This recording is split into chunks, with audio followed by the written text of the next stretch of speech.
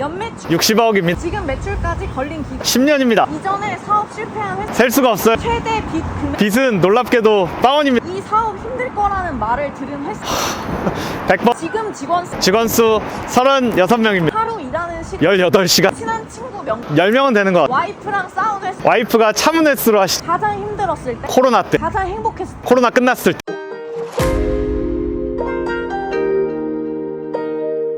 안녕하세요. 안녕하십니까. 한 번만 소개 한 번만 부탁드려요. 네, 안녕하세요. 저는 브레멘 F&B 대표 김찬우라고 하고요. 저희 회사 브레멘 F&B는 이제 호랑이굴, 파랑새야, 사자갈비 이런 외식업 브랜드들 운영하고 있고요. 호랑이굴은 이제 프랜차이즈화가 돼서 운영을 하고 있는 외식업체 대표입니다. 그러면 호랑이굴은 한 10개 정도? 네, 맞습니다. 직영점이 3개고 이제 네. 가맹점이 한 7개 정도 나간 상태입니다. 지금 혹시 실례가 안 되는 네. 나이가 나이는 36입니다. 오, 진짜요? 그러면은 네. 지금 다른 혹시 뭐 사자갈비랑 파랑새야? 네네. 파랑새야 같은 경우는 지금 그러면 지점이 하나씩 있으신 거예요? 네, 직영으로 맞습니다. 운영하시는 다 이쪽 범계에 있고요. 네. 그럼 약간 본거지가 여기 안양에 맞습니다. 있으신 거네요. 네네네. 맞아, 맞아. 계속 사업체는 어떻게 보면 이 안양에서 하시는 거 위주로 먼저. 네, 맞아요. 요즘은 이제 저희가 직영점 호랑이굴 2군데는 이제 네. 롯데백화점에 출점돼 있고요. 평촌점이나 아니면 강남점 아. 이런 쪽을 좀 얘기하고 있어서 네. 아마 롯데백화점 쪽으로 조금 진출을 계속 해 나갈 것 같아요. 본거지라고 해야 되나? 네네네. 이게 어떤 F&B 회사들 같은 경우는 뭐 이렇게 여러 개 지점을 내신 F&B 네네네. 회사 대표님들 보면은 대부분 본인 본거지가 딱 있으시고 맞아요, 맞아요. 네네. 그래서 본인 본거지에서 먼저 본점을 해보고 네네. 그게 만약에 잘 되면은 여러 지점을 일단 내는데 네네네. 새로운 브랜드를 할 때도 항상 본거지에서 시작을 맞아요. 하시더라고요. 맞아요. 근데 그게 이제 안양이신 거네요. 다른 대표님들도 똑같이 생각하실 건데 기존의 한 브랜드의 팬분들이 계시니까 신규 브랜드를 냈을 때 조금 더 테스트하기도 용이하고 그리고 반응도 좀 더 잘 오는 편이고 이 동네 부동산 시장을 아니까 좀 더 본인의 이제 본거지에서 계속 출점을 하시는 게 아닐까 생각이 드네요. 그러네요. 그럼 약간 대표님의 이야기가 조금 궁금한데 네. 대표님은 일단 어떻게 이렇게 F&B 시장을 네. 시작하시게 됐어요? 10년 정도 됐거든요. 네. 10년 정도 이제 되는데 밑에 네. 이렇게 4명 친구들이거든요. 어머, 고등학교 때 고2 때부터 친구였어요. 이렇게 네네네. 넷이서. 네. 근데 이 친구 중에 맨 오른쪽인 이진세 대표가 저랑 공동 창업자 겸 공동 대표고요. 시작은 그 친구가 이제 일본에서 유학을 하고 와가지고 요리를 배워왔대요, 자기가 뭘. 그래가지고 갑자기 아버님이 장사하시던 가게가 있었는데 그걸 접으시려고 하셔서 자기가 여기서 해보겠다. 근데 자기가 뭐 인테리어나 이런 걸 할 줄을 모르니 너가 좀 간판을 해달라. 제가 이제 패션 디자인 전공이라서 그래가지고 그래 뭐 간판 해줄게 하다가 네네네. 인테리어도 같이 셀프로 하게 되고 메뉴판도 만들게 되고 이러다 보니까 얼레벌레 같이 시작했는데 저는 그때도 사실 이제 IT 회사에서 계속 일을 하고 있었어요. 너무 매칭이 안 되는 게 네. 패션 디자이너셨다가 네네. IT 회사에 다니신 네네. 거는 어떤 연관이 있나요? 제가 전공은 이제 패션 디자인인데 네. 대학교 2학년 때쯤에 제가 워낙 게임을 좋아하기도 했고 게임 회사를 인터넷에서 만난 형들이랑 차리게 됐어요. 그분들한테 개발도 배우고 해서 네. 나중에 졸업을 하고 이제 IT 회사로 가게 됐는데 그러면서 이제 이 친구를 만나서 부업으로 외식업을 시작했다가 한 2, 3년 부업으로 하다가 이제 이게 전업이 된 케이스입니다. 그러면은 이 친구분이 이제 대표님한테 간판을 먼저 의뢰하셨다고 했잖아요. 그쵸. 근데 간판은 어떻게 하실 수 있게 된 거예요? 어쨌든 뭐 예체능 전공이니까 뭐 포토샵이나 인디자인이나 일러스트라 일러스트나 하실 수 예, 있으니까. 뭐 드로잉 같은 것도 가능하니까 네네네네네. 그래서 뭐 저도 뭐 그때는 잘 만들어준 건 아니고 네네네. 그냥 할 수 있는 사람이 한 정도. 네네네네네. 네. 그래가지고 맨 처음에 이자카야로 시작을 했죠. 그럼 이 친구분이 약간 대표님을 꼬실 때는 네. 어떻게 꼬시던가요? 지금도 진짜 아직도 생각이 나는 게 네네. 아버님 가게에서 밤에 다 장사 끝나고 저를 불러다가 자기가 이런 요리를 할 거다 하고 요리를 몇 가지 해줬는데 지금도 그 맛이 생각나요. 진짜 맛이 없었어요. 그래요? 진짜, 근데 동업할 생각이 드나요? 근데 그 중에 하나가 유일하게 되게 맛있었어요. 그게 갈릭 마요 새우라는 메뉴인데 아직도 저희 브랜드에서 판매하고 있거든요. 그걸로 약간 먹고 살았다고 해도 과하지 않을 정도. 10년 동안. 네, 여기에 메인 메뉴는 아닌데 그게 서브 메뉴로 판매 중인데 그래도 음식을 하는데 진심이구나 해서 좀 같이 해보게 된 그런 케이스죠. 근데 이런 말씀 드리기 그런데 아직 이 네 분 다 친하신가요? 그럼요. 진짜요? 네. 이게 근데 좀 쉽지 않지 않나요? 이게 동업을 했는데 아직까지 친하다는 그러니까요. 게 어떻게 보면은 대표님의 인성이 정말 좋으신 거 아닌가. 사실 저는 별로 안 좋고요. 친구들이 되게 참을성 있게 제가 하고 싶은 걸 많이 밀어줬던 것 같아요. 이 친구분들은 좀 그래도 팔로워십이 있으셨던 그쵸. 거네요. 그렇죠? 한 분은 이제 네. 저희 프랜차이즈 본부장님이 됐고 네. 한 분은 이제 저희가 공장도 같이 운영을 하고 있어요. 물류 공장을. 네네네네. 그래서 거기 센터장님을 하고 있고 각자 한 자리씩들 꽤 찼죠. 그래도 그게 유지가 된다는 게 대박인 네네. 거죠. 그럼 혹시 이분들 사이에서 뭐 불화나 이런 거는 없으셨어요? 근데 서로 진짜 뭐 대놓고 싸운 적은 흔치 않고 아 진짜요? 좀 마음에 쌓아두다가 뭐 네. 술 한잔 먹고 얘기를 한다든지 막 그랬던 적이 있는데 네네. 안 싸울 순 없고 네네. 잘 싸우고 잘 푸는 게 훨씬 중요한 것 같아요. 그럼 혹시 약간 동업에서 좀 잘 싸우는 어떤 방법? 술 먹고 얘기하면 안 된다. 그러니까 얘기를 할래도 좀 네. 서로 준비를 해서 마음의 준비를 하고 커피 한잔 하면서 얘기를 네. 해야지. 술 먹고 얘기하면 화해해도 다음날 까먹고 아니면 막 더 크게 더 안 좋아지는 그렇더라고요. 혹시 에피소드 하나 없나요? 진짜 최근 얘기인데 네네. 정말 최근 얘기예요. 네네. 저희가 너무 바빠가지고 자주 대화를 못했어요 최근에. 네. 근데 이렇게 넷이서 최근에 네. 일본 여행을 갔거든요. 오. 마지막 즈음에 네. 이 진세랑 술이 거의 다 깨고 네네. 막 새벽에 아침까지 막 설전 토론을 한 적이 있어요. 그런 것 같아요. 최근에 너무 바빠지다 보니까 네네. 서로 같이 일할 시간이 아예 없어요. 다 다른 곳에 있고 대화를 우리가 더 자주 해야겠다는 생각을 많이 하게 됐죠. 예. 아 내가 이거 진짜 F&B에다가 해봐야겠다 라고 생각하게 된 어떤 계기나 이런 게 있으세요? 대단한 뭔가 계기들은 나중에 좀 생겼던 것 같고 오히려 네네. 회사를 그만두고 F&B를 제대로 해봐야겠다는 제 월급을 넘어섰을 때예요. 아, 여기서 벌리는 그러니까 소득이 돈이 좀 좀 됐다. 현실적으로 그래야 회사를 그만둘 수 있으니까. 음. 그래가지고 그만두고 나서 돈이 되네 이런 느낌보다는 패션 쪽도 그렇고 개발 쪽도 그렇고 테이블 위에서 하는 일이에요 대부분. 아, 그쵸 그쵸. 이게 뭔가 재미가 없다는 느낌을 계속 받고 있었는데 여기는 현장에서 뛰어다니고 고객 피드백이 바로 오잖아요. 그런 게 되게 살아있는 느낌이었어요. 엄청 힘들긴 하지만 그런 것 때문에 계속 지금까지 하고 있지 않나 싶어요. 그럼 처음 시작했던 브랜드가 호랑이 굴이었나요? 처음 시작했던 브랜드는 이자카야 숯이라는 브랜드였고요. 네. 숯을 테마로 한 그 당시에 일본에서 좀 유행했던 네. 이탈리안 이자카야라는 장르가 있어요. 어. 명란 파스타 이런 게 약간 이탈리안 이자카야에서 주로 네네네네네네. 파는, 지금은 엄청 일반화됐지만 그 가게로 처음 시작을 했고요. 그 가게를 하면서 이제 호랑이굴을 차리게 됐고 그러면서 제가 퇴사를 하면서 이제 호랑이굴을 좀 전념하게 됐습니다. 그러면 처음에 약간 호랑이굴을 할 때 어떻게 보면 이자카야를 하고 계셨음에도 불구하고 네. 어떻게 보면 다른 음식점에 가깝죠 여기인데. 그쵸, 그쵸, 그쵸. 술집에서. 예, 술집보다는. 네네. 그렇게 이제 전환하게 된 어떤 계기도 있으세요? 이건 되게 명확하게 있는데 네. 저희가 술집 이자카야 스시 처음에는 정말 장사가 안 됐어요. 그러다가 그 당시에 제가 또 IT 회사를 네. 다니다 보니까 이제 디지털 마케팅을 좀 접목해서 네. 그 당시에는 F&B 회사들이 뭐 페이스북 마케팅을 한다거나 이런 경우가 없었어서 그게 조금 되게 잘 됐어요. 그래서 금토에는 막 웨이팅도 생기는데 평일에 정말 안 되는 거예요. 이게 문제가 웨이팅을 세우더라도 술집은 7시, 8시부터 약간 불이 붙기 시작해요. 그쵸. 가만 생각해보니까 월세는 24시간 365일을 기준으로 내는데 이렇게 비즈니스 러닝타임이 짧은 건 마진을 떠나서 유리하지 않겠다, 확장해도. 그리고 그때부터도 저는 엄청 지금도 술을 좋아하지만 사람들이 그렇게 옛날만큼 술을 점점 안 먹는 것 같다. 그게 몇 년이죠? 10년 전이죠? 10년 전에도 네네네. 그런 느낌이 있었어요. 근데 그때 페이스북을 했을 때 좀 효과가 있었다고 하셨잖아요. 그때 페이스북의 어떤 마케팅 방식은 어떤 게 있었나요? 그때는 카드 뉴스 위주였어요. 그 당시에는 그냥 카드 뉴스를 약간 정보 제공이나 이슈거리 위주로 했는데 저희는 그냥 얼굴을 깠어요 거기다. 그러니까 약간 이상했던 거죠 그 당시에는. 네네네. 그냥 아니, 근데 미친놈들이다. 이게 제가 봤을 때는 SNS가 생기잖아요? 그럼 생길 때 초반에 그게 좀 먹히는 것 같아요. 예를 들면 요즘에 스레드도 약간 그런 식으로 많이 하잖아요? 저는 이제 지역이 목동을 사는데 그 스레드를 보는데 제가 이제 종종 가던 고깃집 사장님이 거기서 막 살려주세요 하면서 춤을 추고 있는데 아 이게 지나갈 때마다 인상이 강력해가지고 네네네 안 가기가 쉽지가 않더라고요. 그러니까 약간 저도 베트남에서 지금 돈가스 집을 얼마 전에 오픈을 했는데 거기도 진짜요? 저번 주에도 출장 갔다 오고 막 네네네. 거기 스레드를 제가 하거든요. 네네네. 그래서 그냥 구걸하고 있어요. 그러니까요. 제발 살려주십시오. 그러니까 처음 SNS들의 특징이 좀 구글 모드가 좀 잘 통하는 것 같다. 맞아요. 근데 이제 그때 그걸 페이스북에서 한번 해보셨던 거네요? 잘 모르고 했던 것 같아요. 진짜 절박해서 그냥 네네. 왜 이렇게 장사가 안 되지? 막 이런 생각밖에 없어서 뭐든지 그냥 다 해본 것 같아요. 그래서 이제 페이스북 그 마케팅으로 이제 카드 뉴스나 이런 걸 위주로 하셨었던 거고 그러다가 이제 호랑이굴을 하실 때의 어떤 뭔가 방식이나 그런 게 있으셨나요? 그때는 이제 인스타그램으로 조금 전환되는 시기였었고요. 네네. 그리고 호랑이굴을 했던 이유가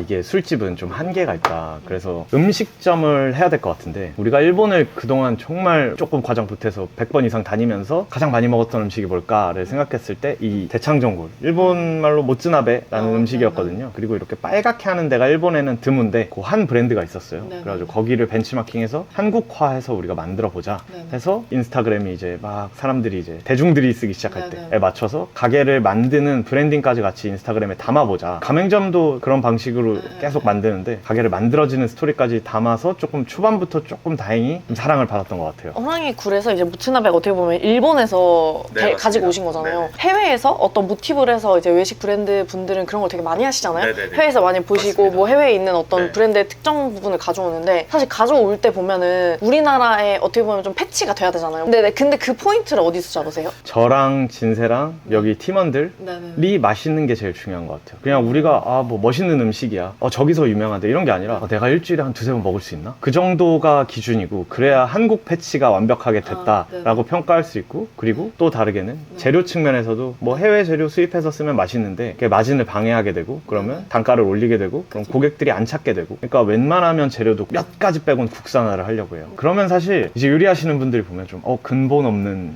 요리다라고 평가하실 수 있는데 저희 파랑새우도 그렇고 사자갈비도 그렇고 사실은 그럴 수도 있어요. 근데 어쨌든 평가는 고객님들이 내려주시는 거니까 이 음식에 대한 좋음이나 뭐 이런 거는 그런 마음으로 만들고 있습니다. 그러면 호랑이굴을 처음 오픈하실 때 아예 오픈하는 과정부터 다 인스타에 담기 시작하셨던 거죠? 맞습니다. 그러고 딱 오픈했을 때 첫 달 매출이 혹시 어느 정도? 이게 지금 화폐 가치보다 상당히 낮을 때였어서 그죠. 첫 달에 한 6천인가 7천을 팔았던 것 같아요. 여기가 평수가 되게 작은데 네네. 그러니까 지금보다 음식값도 싸고 그때는 근데 좀 죄송한 게 제대로 응대를 잘 못했어요. 막 그냥 쳐내기 바빠가지고 이거 약간 좀 저도 궁금한 부분인데 음식점 안에서 어떻게 보면 위치 이런 상권은 좀 별개로 두고 그냥 서비스와 맛을 비교한다고 했을 때 서비스가 이 매출에 미치는 영향이 몇 프로 정도라고 생각하세요? 제가 이제 홀을 보고 진세가 요리사고 딱 포지션이 나눠져 있었는데 하다 보니까 저희가 섞이게 됐거든요, 포지션이. 그 이유가 이게 정확히 5대5라고 생각해요. 주방은 마이너스를 만들어내는 존재예요. 머리카락이 나온다거나 늦게 나온다거나 뭐 손님 입맛에 안 맞다거나 양이 적다거나 근데 그거를 제로로 플러스해서 만들어주는 건 서비스 팀이거든요.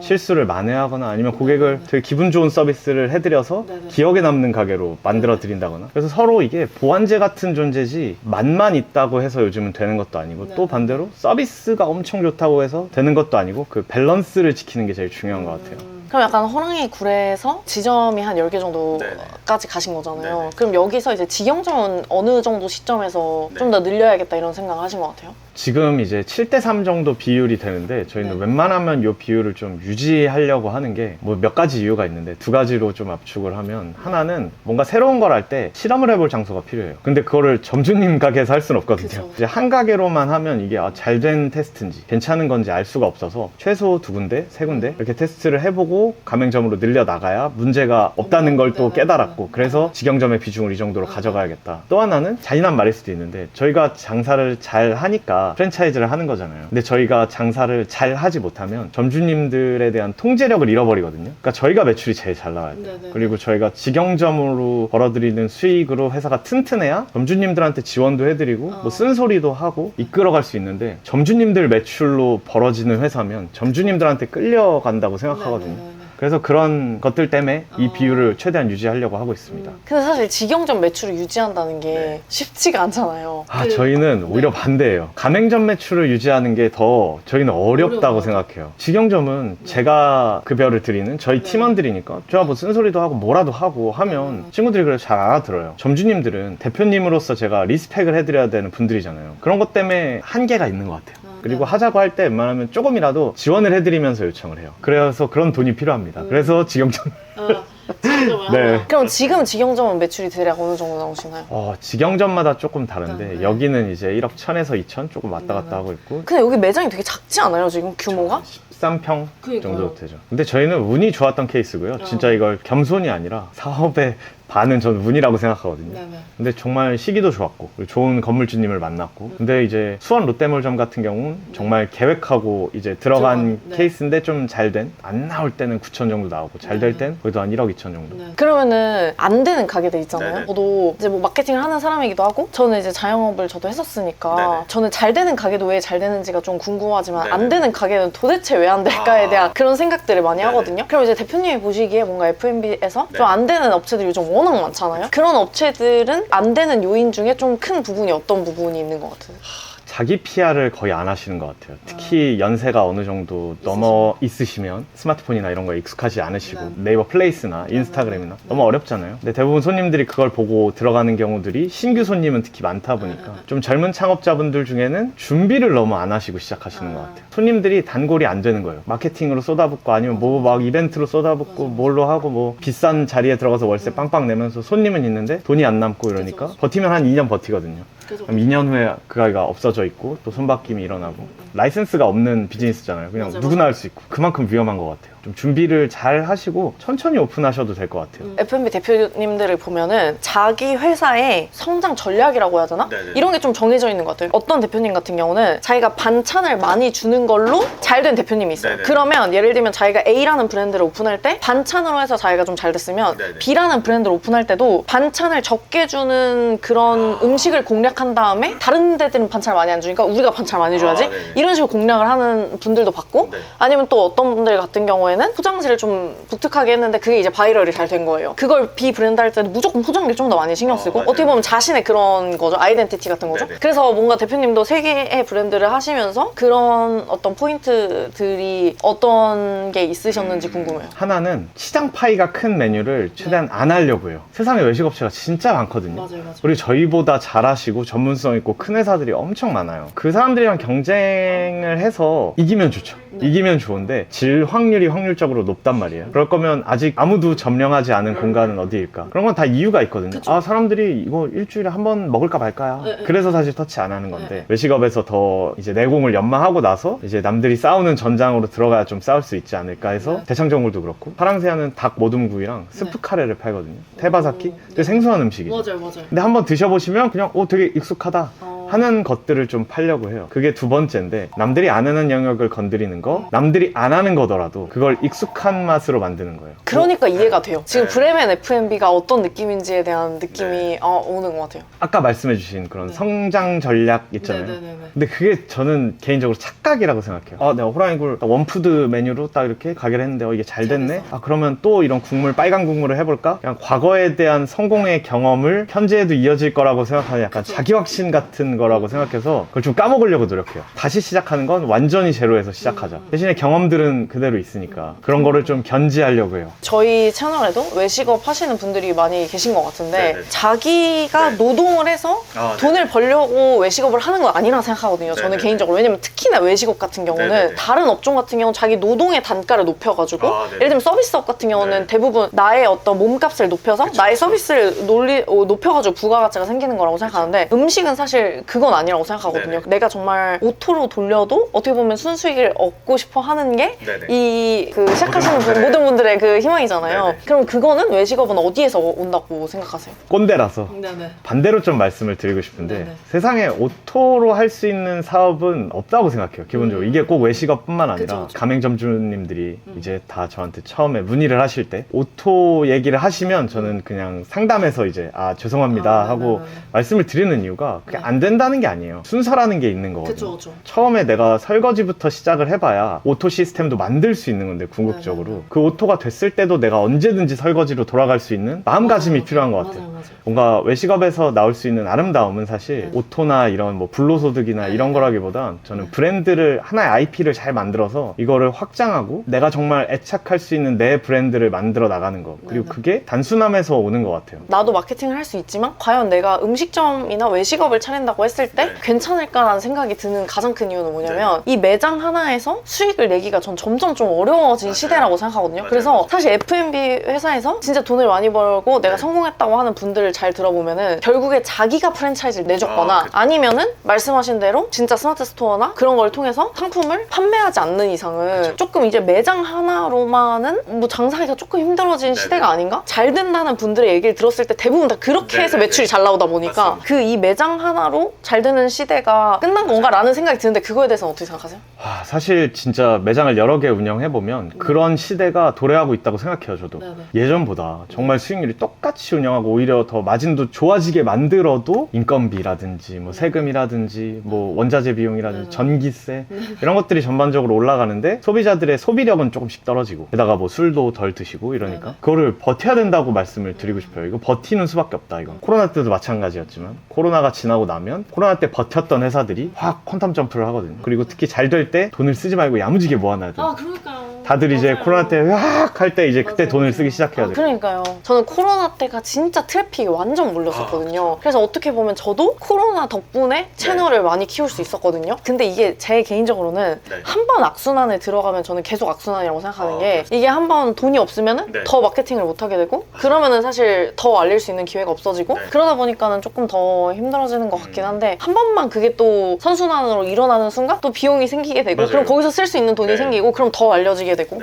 결국에 그 순환의 틀을 조금씩 벗어나려면 스스로 컨텐츠를 만들어서 좀 비용을 낮추거나 맞아요. 본질이 애초에 좋아져야 된다고 생각하거든요. 그러면 좀 비용을 아낄 수 있으니까. 지금 이런 불황일 때일수록 사실 뭐 돈이 있으면 마케팅을 더 하시는 거를 저는 추천을 드리는데 왜냐면 다들 마케팅을 안 하려고 하니까 이때 힘들 때 여러 업체들이 사라지고 그때 다시 저희가 짜잔 하고 시장에 눈길을 끌 때 본질이 더 좋아진 상태로 나타나야 사람들이 더 많이 몰려들 테니까 저희도 그래서 웬만하면 이런 테넌트 그러니까 백화점 입점 위주로만 하는 게 경기를 좀 덜 타시니까 저희가 8주년이라 이제 다음 주에 심야식당이라는 걸 하는데 손님들한테 DM이나 댓글로 응모를 받아가지고 한 2분, 4분 뽑아서 저랑 진세랑 10,000원씩 걷어가지고 그건 좋은 곳에 기부하고 술이랑 저희 코스 요리를 해드려요. 밤새도록 마시는 거예요. 그냥 막 얘기하면서. 근데 그런 것들을 계속 해나가는 게 내가 이 가게에서 왜 돈을 써야 되는지에 대한 맥락을 여러 가지를 만들고 싶어요. 그러니까 뭐 이제 이런 식으로 어떤 이벤트 하나를 해서 사람을 한번 오게 만드는 게 사실 어렵죠. 한 번 오면은 그 뒤로 2번, 3번 오게 만드는 건 이제 그 뒤로부터 맛이나 이런 건데 문제는 이제 한 번 안 오게 되는 거니까 그 처음 오게 하는 게 아무래도 그걸 뭐로 할 것이냐의 문제인데 대표님은 이벤트나 이런 걸로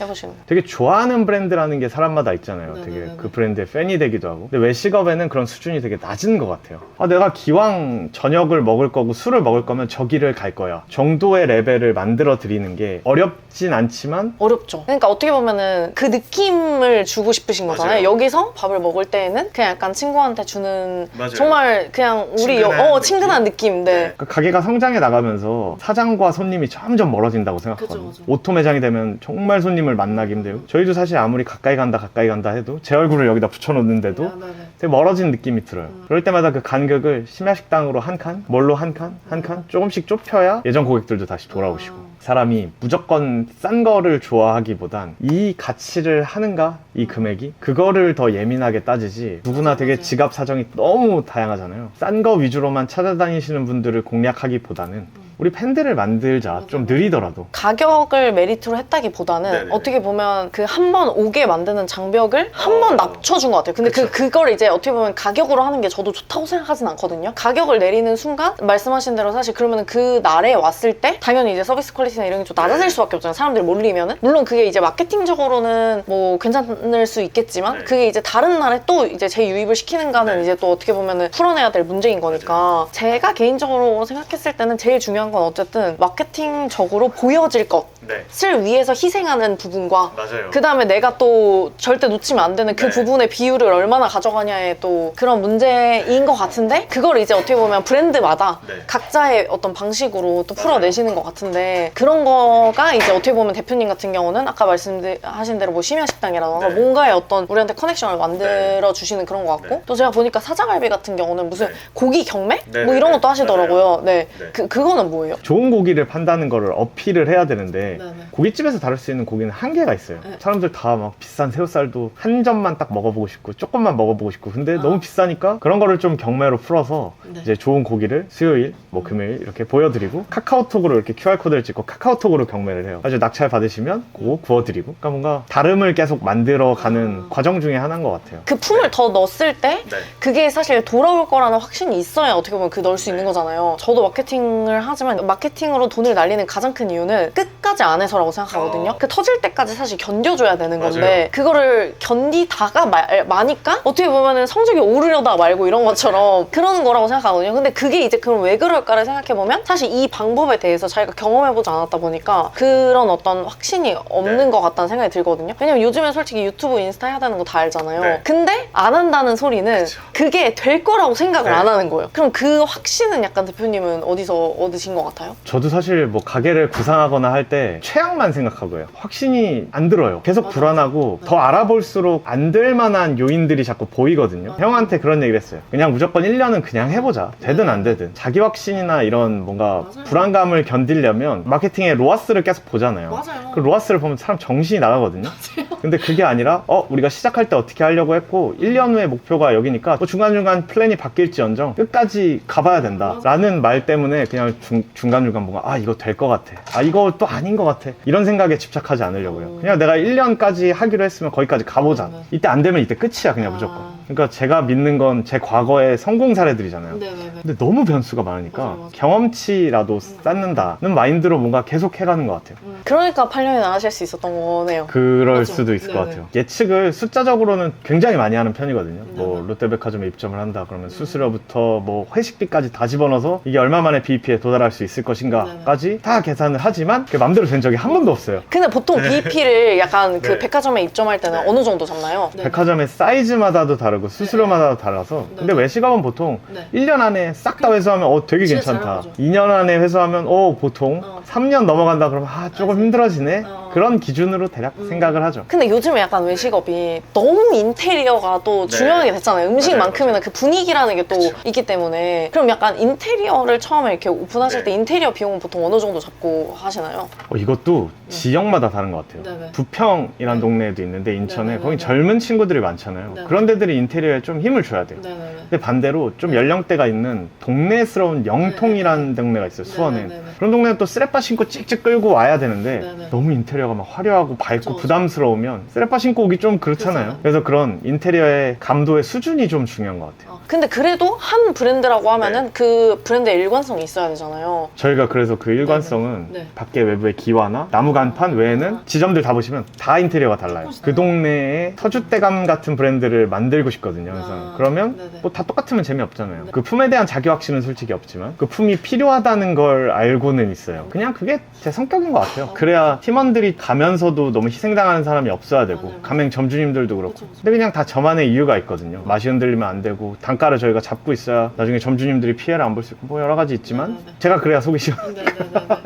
그럼 공장 같은 경우는 이제 네. 공장은 어디 있으세요? 분포 쪽에 있거든요. 그럼 거기에서는 지금 이거 대창전골을 네, 맞아요. 그 판매하시는 네. 것도 하는 거고, 그죠? 거기선 이제 밀키트도 만들고 네네. 그리고 저희가 육수나 어. 뭐 이런 대창 곱창 그런 것들을 이제 만들어서 점주님들한테 납품을 하고 뭐 야채 같은 거는 단가를 줄여야 되니까 점주님들이 현지에서 조달해서 네네. 쓰실 수 있게 그렇게 좀 하고 있죠. 근데 결국에는 되게 효자가 됐으니까 그 사업자가 그쵸, 그쵸. 되게 오래 걸리는 것 같아요. 그러니까요. 그게 약간 존버하다 보면 또 네. 되기도 하고. 오늘 저희가 되게 대화를 다양한 방식으로 많이 네네네. 나눴지만 하나 관통하는 건 버텨야 되지 않나. 맞아요, 특히 맞아요. 이 시기에는 너무 계산하고 재고 따지고 막 하다 보면 더 불안해지고 사람이 네네. 버티기가 어려운데 내가 이걸 왜 했지?만 생각하고 어디까지 버틸 수 있나만 딱 데드라인을 거놓고 거기까진 그냥 달리는 거예요. 그렇게 했을 때 안 좋은 경험들도 되게 솔직히 많았어요. 네네. 중간에 던졌으면 참 좋았을 걸. 어. 결국에 더 지나고 나면 그때 중간에 던졌으면 그 뒤에 있는 경험들을 못 했겠구나. 그 경험들이 다 나중에 쓰이더라고요. 제 생각에는 요즘에 한 명 고객을 처음 데리고 오기가 너무 어렵거든요. 너무 어렵죠. 네, 그리고 돈도 많이 들어요. 맞아요. 그래서 사실 이게 오래 가려면 그 한 번 고객이 무조건 저는 2번, 3번 이상 와야 된다고 생각하는데 그게 이제 몇 번까지 오게 만드느냐가 결국에는 이거를 내가 몇 년을 맞아요. 지속하게 만들어줄 수 있느냐의 문제라 생각하긴 하거든요. 제가 그래서 의뢰를 드리려고 하죠. 이런 걸 알고 계셔서. 네. 근데 이게 제가 봤을 때는 음식점 같은 경우는 메뉴에 있어서도 필요한 고객 수가 좀 다른 것 같고 맞아요. 저 같은 경우도 뭐 네네. 매달 결제를 받기 때문에 네네. 고객의 수가 많이 필요하지 않거든요. 맞아요. 그래서 이런 업종들이 어떻게 보면 경기도 덜 타지만 사실 엄청나게 성장하기에는 또 한계도 있어요. 캐파의 한계가 있기 때문에. 근데 예를 들면 이제 뭐 음식점이나 이런 거 같은 경우는 그 고객 수는 훨씬 많이 필요하잖아요. 오늘 먹고 내일 또 먹지도 않고 그럼 그만큼 고객 수가 많다는 건데 저는 이걸 뭐라고 표현하냐면은 재방문 기간이라고 표현을 하는데 이 재방문 기간의 수가 길어지면 길어질수록 저는 유지하는 난이도가 좀 더 높다고 생각을 하거든요. 그럼요. 그래서 오히려 사실 대표님이 이걸 대창전골이라는 거를 정하신 거에 대해서 좀 의아하다고 생각하긴 했어요. 근데 이제 아까 얘기를 들었을 때는 이런 거를 어떻게 보면은 중소기업의 전략이라고 해야 되나? 네네, 그런 맞아요. 걸로 이제 받아들이셨다고 해가지고 좀 신기했는데 근데 네. 이게 난이도가 정말 높은데 어떻게 보면 이걸 또 아이러니하게 100년을 유지하겠다고 네, 맞아요. 하는 입장에서는 두 번째, 세 번째, 네 번째 오게끔 할 수 있는 그게 좀 중요할 텐데 그걸 어떻게 보면 대표님은 또 이런 식으로 고객과의 커넥션을 만들고 이런 거에서 또 풀어내신 것 같다라는 생각이 들긴 하네요. 저희가 맨 처음에 대창전골만 팔았어요. 근데 저도 사실 30대 초반에 시작해서 지금 30대 중후반이 돼가고 있는데 고객들도 같이 나이를 먹고 있거든요. 그죠. 저도 이제 2월에 아이가 태어나는데 저희 고객분들도 다 아이가 있으세요. 그러면 이 가게에 못 오셔요. 유모차를 끌고 올 수가 없거든요. 그래서 저희가 롯데에 출점하는 거고 제가 생각하는 전략은 대창전골만 파는 게 아니라 그리고 곱창전골도 출시하고 저희가 조금 더 맑은 육수도 출시하고 그러니까 고객들의 라이프타임 밸류를 좀 늘려야 된다고 생각해요. 이 기업이 고객의 눈높이에 맞춰서 계속 같이 발맞춰서 성장을 해야 된다고 생각하거든요. 그게 몸집의 성장이 아니라 이 고객이 계속 이용할 수 있을 만한 메뉴, 분위기, 형태에 맞춰서 성장해야 100년을 갈 수 있다고 생각해요. 그냥 좋은 아이템을 선정해서 100년을 가는 게 아니라 100년에 맞춰서 그 사람들이랑 같이 지내는 거예요. 그 사람들의 인생이랑 같이. 그런 걸 부지런히 하는 게 100년 가려면 필요하고 또 한 가지는 직원들한테 맨날 잔소리하면서 하는 얘기인데 보통 음식점에서 머리카락 이렇게 나오면 어떻게 해주길 바라세요? 새로 다시 주는 경우가 거의 대부분이었던 것 같아요. 네네네. 저희는 웬만하면 그날 드신 식사를 다 그냥 받지 말라고요. 왜 그러냐면 우리 회사가 2, 3년 할 거면 이 사람이 1년에 한 번 먹으면 두세 번 올 건데 100년을 한다고 하면 100번을 오실 거다 최소한. 그러니까 이번에 한 번 내드려도 이거는 전혀 문제가 아니다. 그러니까 데드라인이 어디에 있냐에 따라 직원들의 행동도 바뀐다고 생각해요. 꼭 숫자로만 얘기할 수 없는 것들이 꽤 많은 것 같아요.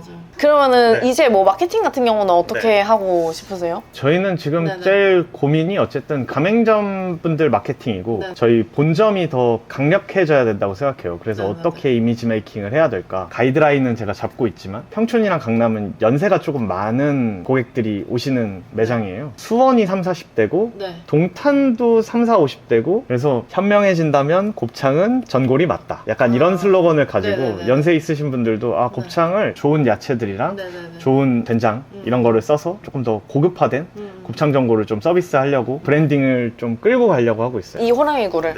그리고 좀 더 가족들이 올 수 있게 어린이 메뉴 같은 것도 이제 테넌트들엔 있거든요. 여긴 어린이가 올 일이 없어요. 그런 방식으로 그러니까 가족들이 오려면 공간과 기능이 필요하더라고요. 애기 의자가 있어야 되고 기름이 안 튀어야 되고 위험하지 않아야 되고 유모차가 들어야 되고 그러니까 그런 장수할 수 있는 브랜드로 만들어 나가려면 어떤 마케팅 전략을 펼쳐야 될까? 그냥 요즘 핫한 뭐시기 이런 거 말고 우리가 할 수 있는 마케팅이 뭘까를 계속 고민하고 있어요. 아이디어 싸움이 아니라 이해하시고 같이 움직여줄 업체를 계속 찾다가 이렇게 연락을 드리게 됐는데 아쉽게도 뭐 못하게 돼서 아쉽지만 그래서 그런 고민을 계속 하고 있습니다. 우리가 할 수 있는 정말 마케팅이라는 게 뭘까? 그 전에는 근데 어떻게 하셨었어요? 일단은 마케팅 영역은 다 다루고 있어요. 뭐 당근마켓, 뭐 네이버 플레이스, 뭐 인스타그램, 스레드 뭐 다 다루지만 유튜브도 지금 뭐 시도를 해보고 있고. 근데 지금 유튜브는 어떤 거 하시는 거예요? 세무사 형과 제가 이제 세무 얘기도 하고 자영업 얘기도 하고 아직 영상이 2개밖에 안 올라와서 잘 모르겠어요. 저도 이 트래픽이 많은 곳에 가야 되는 건 당연한데 저런 거 참 재밌다 하는 마케팅들을 해보고 싶어요. 이거의 목표는 뭐예요, 근데? 제가 얼굴이 가맹점주들한테 친숙해지는 거예요. 아직 되게 어색해서 막 강연이나 이런 거는 많이 나가봐서 잘하는데 근데 대표님이 하시면 잘하실 것 같은데요? 스레드도 이제 마케터 분이랑 같이 열심히 하고 있는데 마케터 분이 더 열심히 해주고 계시죠. 근데 원래 저희한테 맡기시려고 한 거는 뭐였어요? 가맹점 마케팅인가요? 그냥 전체적으로 대화를 해보고 싶었어요. 저희가 고민되는 지점도 있지만 마케터 그리고 마케팅 회사의 입장으로서 아, 이 회사는 뭐 꼴은 여긴 건 알겠는데 어떤 방식으로 당장에 건드렸을 때 좀 같이 움직일 수 있겠다. 저는 전문가 말을 잘 듣는 편이거든요. 근데 일단은 대표님 문의가 왔다고 듣고 그 다음에 그걸 이제 바라봤을 때 일단 두 가지 측면이 있었는데 그 하나는 일단 이 호랑이굴 가맹점 매출을 올리는 방법을 얘기하셨고 그 다음에 하나는 어떻게 보면 대표님 개인 퍼스널 브랜딩 같은 느낌도 얘기를 하셨었거든요. 솔직히 말하면 이 퍼스널 브랜딩 그러니까 대표님 자체 예를 들면 이런 짠돌이 형제 같은 유튜브는 지금 저희가 바로 할 수도 있고 이걸 했을 때는 훨씬 더 잘할 수 있을 거라고 생각해요.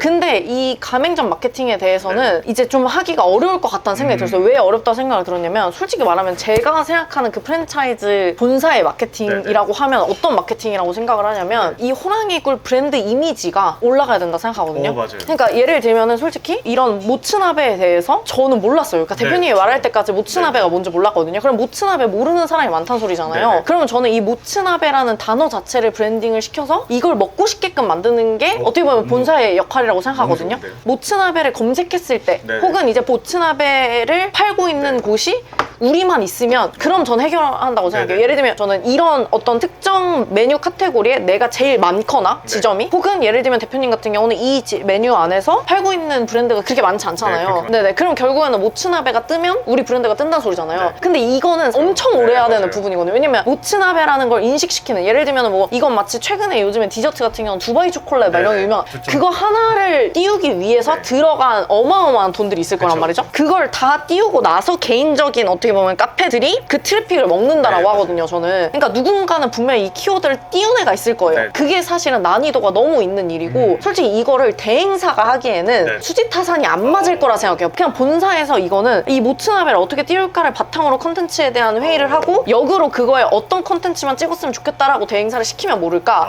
완전히 끌고 가기는 좀 저는 어렵다는 주의긴 하거든요. 그러니까 뭐 돈 얼마 들어도 상관없다라고 하시는데 솔직히 그런 문제가 아니에요. 왜냐면은 이게 완전 장기적으로 해야 되는 부분이고 그러니까 제가 대행을 한다는 소리는 제가 돈을 가져가면서 이분이 남아야 되잖아요. 어떻게 대표님 남아야지 그게 의미가 있는 건데 그 시간과 그게 안 맞다고 생각하기 때문에 이게 너무 거기에 들어가는 품과 시간과 뭔가 기획이 너무 많이 들어가는데 프랜차이즈 본사 입장에서 마케팅을 어떻게 해야 될까라고 생각을 해보면 저라면 그냥 일단은 첫 번째로 이 모츠나베를 어떻게 띄울까를 고민할 것 같고 그 모츠나베를 어떻게 띄울까를 고민하려고 하다 보면 결국에 이 모츠나베가 많이 알려져야 되는데 그 알려질 수 있는 방법은 트래픽을 많이 가져와야 되는 거잖아요. 그럼 트래픽을 이제 어떻게 많이 가져올까를 생각해 봤을 때 만약에 저는 제가 프랜차이즈를 한다고 하면 저는 사실 맛집 계정 운영할 것 같긴 해요. 내가 자체가 성시경 같은 사람이 돼야 된다 생각하긴 하거든요. 뭐 그런 차원에서는 풀 수 있을 것 같아요. 그러니까 어떻게 보면 그런 트래픽을 할 수 있는 그런 사람이 돼야 되는 거잖아요. 근데 그게 사실 쉽진 않죠, 당연히. 뭐 성시경처럼 하는 게 또 역으로 생각하면 약간 그렇다고 생각하거든요. 뭐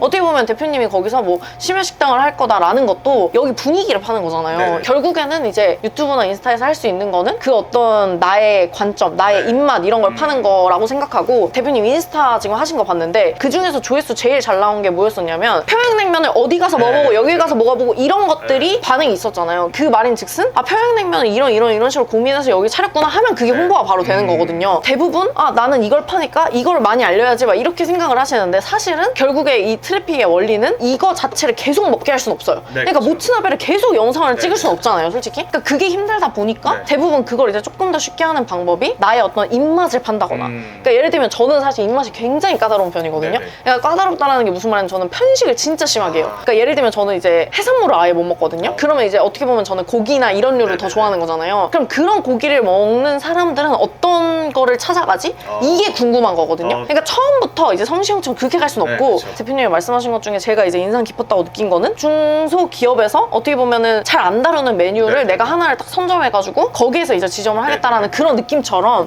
어떻게 보면은 나의 어떤 입맛의 관점이나 이런 걸 사실 팔아야 된다고 생각하긴 해요. 그러니까 이거를 이제 가맹점을 알릴 거라면 만약에 가맹점 매출에 트래픽을 가져오는 방법 중에 이제 그런 방법들도 있다. 요즘에는 이제 그런 거를 많이 한다. 그래서 오히려 내 모츠나베를 팔기 위해서 모츠나베를 여기 말고 다른 모츠나베 먹는 거를 계속 촬영하는 거죠. 그런 것도 재밌어요. 네네 그런 거를 이제 보여주면서 우리 모츠나베가 뭐가 다른지를 계속 얘기하는 거고 그 다음에 이제 그거를 계속 어떻게 보면 간접적으로 얘기를 하는 거죠 계속. 그리고 여기서 좀 중요한 거는 채널의 일관성이 좀 있어야 돼요. 그러니까 예를 들면 요거 짠돌이 형제 같은 경우도 제가 봤을 때는 조금 안 맞아요. 그러니까 여기서 말하고자 하는 메시지가 좀 일관돼야 돼요. 아까 대표님이 말하신 것처럼 나는 이거 뭐 100년 가게를 하겠다라는 그런 컨셉이잖아요. 어떻게 보면은 고객한테 보여지는 거다 보니까 그게 좀 메시지가 일관돼야 되는데 뭔가 음식을 보여주기보다는 저는 개인적으로 이게 사람을 보고 음식점을 가진 않거든요. 그러다 보니까 음식이 조금 더 메인이 돼야 되는데 그게 조금 안 보이는 게 아쉽고 그 음식을 그럼 보여지게 하려면 어떻게 해야 되냐라고 봤을 때 예를 들면 아까 말씀드린 그런 거인 거예요. 그런 부분을 조금만 더 하면은 좋을 것 같다라는 생각이긴 해요. 좋은 얘기를 너무 많이 듣고 아닙니다. 사실 이런 얘기를 좀 할 사람이 없었어요.